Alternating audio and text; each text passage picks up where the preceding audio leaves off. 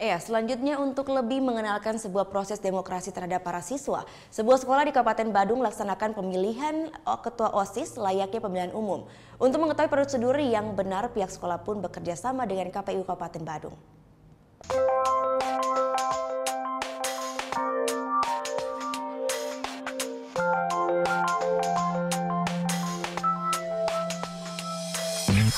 Seperti inilah suasana pemilihan ketua OSIS di salah satu SMK pariwisata yang ada di Kabupaten Badung.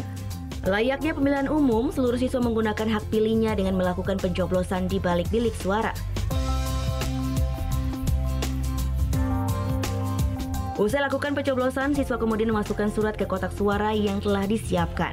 Dan usai proses pencoblosan, mereka juga wajib mencelupkan jarinya ke dalam tinta.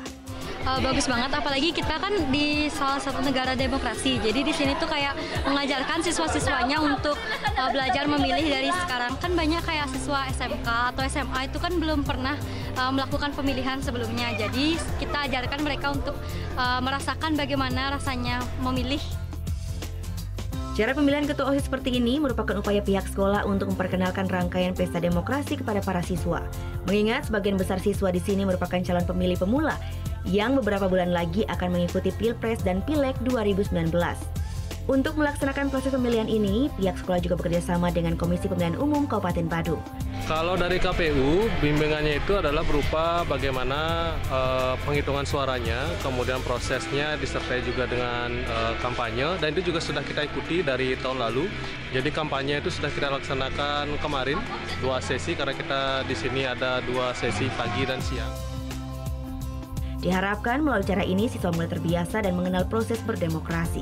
Surya Sanjaya melaporkan untuk NET.